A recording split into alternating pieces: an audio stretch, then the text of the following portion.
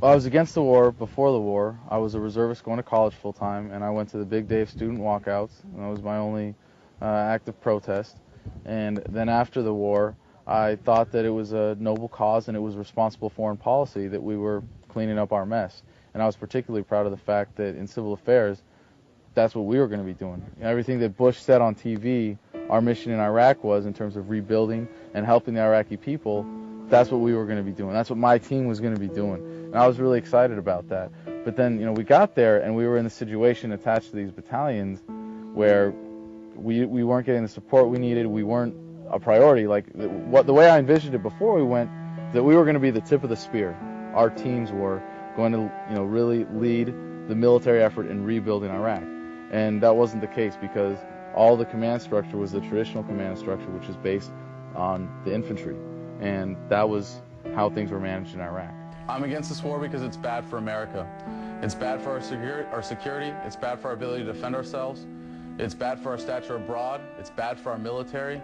And it's bad for my brothers and sisters who continue to lose their lives for a lie. While I was there, I definitely realized the futility of us, as Bush said, providing security for the Iraqi people, that the idea of occupying the country and imposing martial law on it is ridiculous when what the Iraqi people need is rule of law.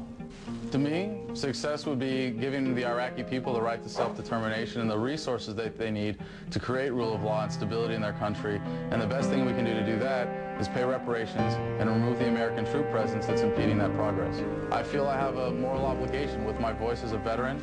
We have a certain power in speaking out and a relevancy in this most pressing debate before America. And with that power comes a responsibility. And I don't think I could live with myself if I wasn't doing everything I could to bring our brothers and sisters home alive, safe, as soon as possible. Well, when I first started speaking out, all I knew was that I was against the continued occupation of Iraq and that I wanted to do something about it. And then I joined Iraq Veterans Against the War, and I was invited to do these 2 casual speaking engagements at the universities. And it was like, well, when I was invited to do that, I was like, well, okay, I guess I'm a vet, I have some credibility, maybe people will listen to me. And I found out that, yeah, that's kind of the whole idea behind it.